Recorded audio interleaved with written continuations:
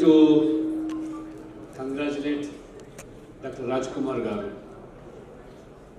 for organizing this beautiful OBC meet, bringing all the leading OBC communities in Tamil Nadu under one umbrella. And our guest of honor, MLA Nainar Nagendranji, and other distinguished personalities, ladies and gentlemen, and media friends. I'm extremely sorry I'm unable to communicate in Tamil, but I would like to share some of my views. It is indeed a pleasure for me and feel honored to be the guest of this great gathering. I'm really proud Rajkumar Garu, not only as a doctor, as a philanthropist, social activist, he has brought all the galaxy of OBC community leaders and giving award in the sense means they have excelled in their respective fields, whether as a doctor, as an industrialist, as a social activist, educationist, as a politician.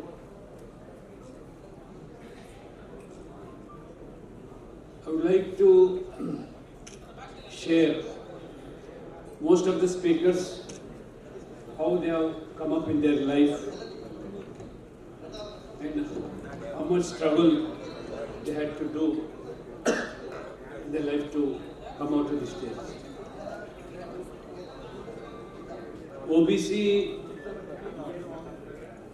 as far as the constitution is concerned, Dr. Babasaheb Ambedkar, when he framed the Indian constitution, SCs and STs have been given constitutional rights, and it made it clear after the formation of the first government, there should be a commission constituted for the empowerment, upliftment of the OBCs.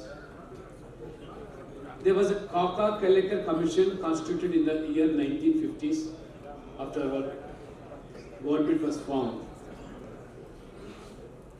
That Kaka-Kalekar commission also recommended reservations in education, employment, and also various programs. Unfortunately, the then government, the first Prime Minister of the country, Pandit Jawaharlal Nehru, somehow ignored. It's not a political platform, but the facts I have to bring it to your notice. He was a Prime Minister for almost 17 years, but Kaka-Kalekar Commission was never put to debate or discuss in the parliament or outside the parliament. Finally, it was thrown in the dustbin. And unfortunately, he was of the opinion that reservations cannot be taken in the name of caste. Otherwise, the country will be producing second-grade citizens if we give reservations in the name of caste, and more particularly in the service sector. That was not only his opinion, he has written letters to all the chief ministers of the country. If at all there should be any reservations, reservations can be made on economic criteria, not on the socially backward class communities or whatsoever it may be.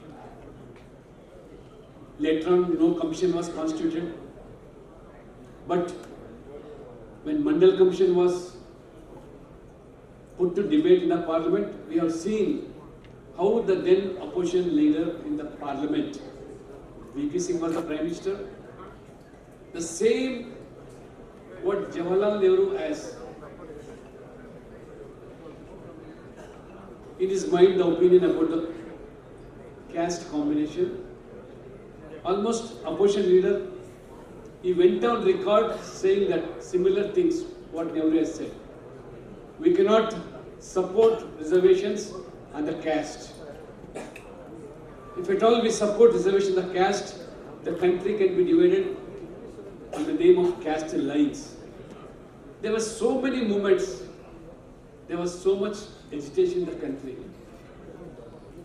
So finally, the 27% reservations, with the intervention of the Supreme Court, we could achieve 27% reservations in employment and education. And as many speakers said, there was a creamy layer, and moreover, the reservations cannot be more than 27%. These two conditions court has also made it very clear. So unless until the OBC communities in the entire country come under one platform, irrespective of political affiliations, because we cannot achieve our goals. Had the Kaka-Kalekar Commission recommendations been implemented since 1950 only, today the things would have been different. Hardly we could have seen 20 or 30 personalities that excel in different fields. Had reservations been there since 1950s, we would have seen galaxy of personalities of OBCs in all the fields, right from industrialists to top brass, and even in media, whatever it may be. But almost 4 or 5 decades we have lost. And when Prime Minister Narendra Modi has come to power, he is the first most backward class person became Prime Minister. Almost he was 3 times Chief Minister in Gujarat. Now he is the 3rd time Prime Minister. We all feel proud. A man from a poor family, whose family was into a tea vendor, he became a Prime Minister, and that too among BCs he was most backward class. And we all should be proud that he is the first Prime Minister as a BC who could become 3rd time Prime Minister in the Indian history. First most backward class person to become Prime Minister for 3rd consecutive term. This is irrespective of party, whatever it may be. But for his performance, but for his concern towards the weaker sections, marginalized sections, backward classes. You see, after independence, it took almost 61 years to have a backward class commission at national level with constitutional status. In 2018 only, unlike Scheduled Caste Commission, ST Commission, our commission did not have it was a toothless commission.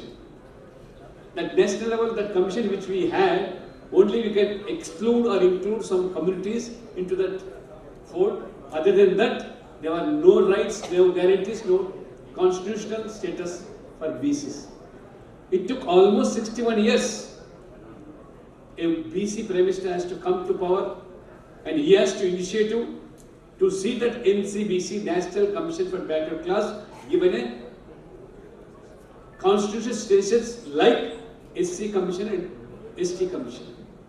And there was also a lot of opposition. When introduced the bill in 2017, there were a lot of opposition in the parliament also.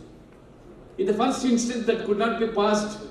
It passed in Lok Sabha, but it was failed again in Rajya Sabha. Again, a select committee was constituted. 1 year it took to have that constitution. So with this constitutional status, now we have a right to question any organization, any department, if they violate to implement 27% reservations in the respective departments. Now NCBC will come into the picture. Now this is the guarantee and rights we have got. And for information, after obtaining this constitutional status for National Commission, and first time our OBC children got reservations in education institutions at national level. Whether it is Kendriya Vidyalaya, Navodaya Pathshala, Sainik schools, first time Sainik schools got OBC reservations, and in various universities, in law universities. Now almost 4 to 5 lakhs of our children getting quality education with normal fee structure, and they are getting the benefits of reservations. So, with great struggle, with great, our forefathers, how they have struggled for the rights of OBCs and reservations of OBCs. Almost it is taking decades to get our rights.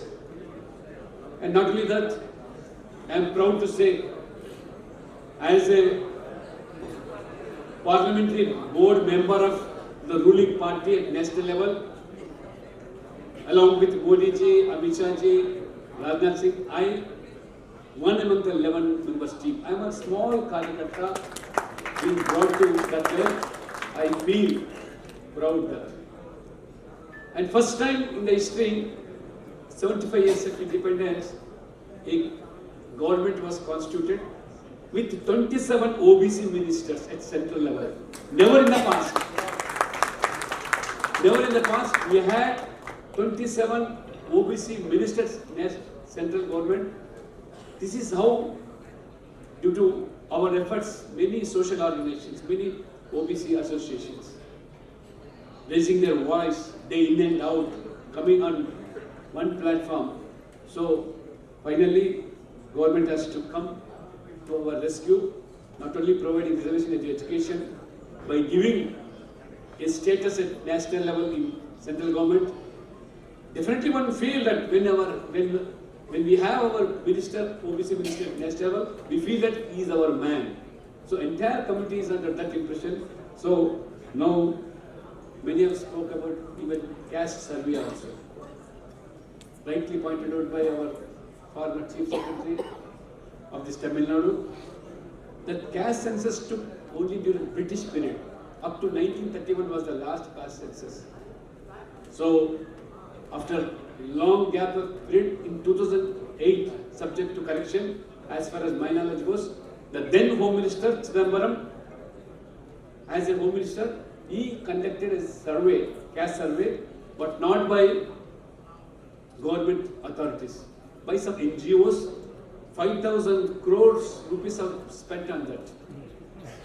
But in spite of that, the outcome was that could not be published because it was astonishing numbers, figures.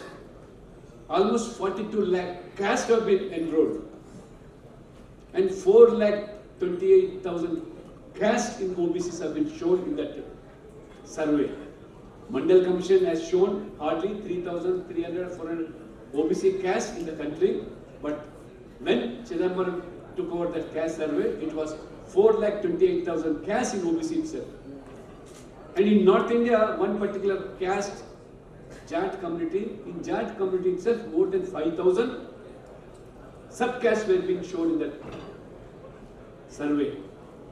So you can imagine, unless until when there is a scientific study, proper study on this, we cannot have a proper caste survey. Yes, we need a caste survey, but now we should have a scientific approach. Even what Ramon Roji said, even Telangana caste survey took place. Now there is a lot of halla gulla. My community has been shown less. This caste has been shown less. That OCs have been shown more.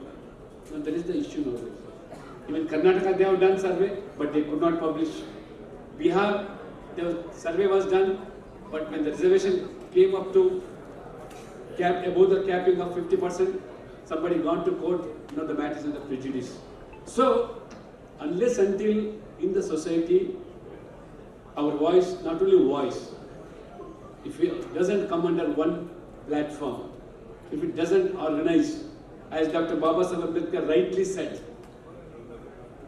first educate, organize, then only agitate.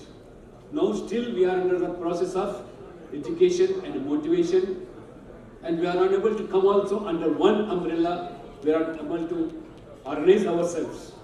So we need persons like Dr. Rajkumar and many stalwarts to come forefront to organize such meets.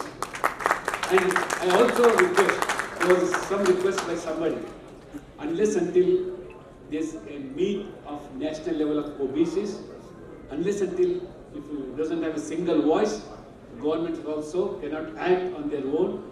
We should have a pressure group. That pressure group, this I think it is a beginning, I feel so, because there are many now schemes have come, Pradhan Mantri Vishwakarma, and our beloved Prime Minister wants all the OBC youth who have studied, qualified well. He doesn't want any youth of OBC community to become a job seeker. He wants all the youth of the OBC community to become a job creators. You have seen many of the people now, how OBC, they have become a job creators. So Modiji's dream is to see that every OBC qualified, educated youth to become a job creator rather than a job seeker. So let us all strive together. Let us all come together, irrespective of parties, irrespective of our affiliations, whatever so we might have. But let us come under one platform and see that our rights, because in the coming days, how children in this competitive world, how OBC community have to face. So unless until we come onto one single platform, it is not that easy to see that the government responses on our demand. So with these few words, I am really happy to share my views with all my family, because all hail from different OBC communities. We are all under one family. So I request even Rajkumar also in the coming days. We have seen MLAs here, we have seen even top personalities. You motivate them, you educate them, see that they come under one umbrella, organize themselves. So last resort, if any government doesn't come forward, then we should resort to education. So with these few words, I request as a parliament member, as a member of a ruling party, I definitely convey your views whenever we have a parliament board meeting. Many times, Modi was the right person to hear our views, and whenever we brought that such issues like reservations and when some DVPT issues, criminal issues, he was the first person to respond and react immediately. For information, we have even educationists here running many big institutions. There were no assistant professors even in 2 digits prior to Modi becoming Prime Minister. In all central universities, hardly we had OBCs, only 10 to 12 professors. When we brought this issue to the notice of our beloved Prime Minister, he immediately summoned the Education Minister, HRD Minister, and even the officials, and given a time schedule. Within 3 months, there were almost 3,000 to 4,000 professors' vacancies in central universities. So within 3 months, he gave time schedule, and almost in a year, now we could see vice chancellors becoming OBCs in various central universities, and almost more than 3,000 OBCs have become professors in the span of these 10 years. I am really happy to see such, because unless until our relations are proactive, we cannot bring it to the notice of the government also. So with these few words, I really once again congratulate the organizers and all the dignitaries who have received awards. It's not just an award, it is a social responsibility on you to see that the community and the OBCs are still brought forward. Thank you very much. I this all the awards also. Thank you very much. Thank you so much, sir. நான் என்ன சொல்றேன்னா அவர் ஒரு chance கொடுக்கட்டும். இங்க எவ்வளவு ஆளுங்க, there are so many big people here, sir. You give Tamil Nadu a chance, we'll have a big meeting with more than 1 lakh people. இந்தியாவே திரும்பி பார்க்க வைக்கிறோம். We'll make India look at us. ఒక్కసారి chance ఇవ్వండి. That was a wonderful speech. Now we'll have the dignitaries to be seated. There is an AV to be played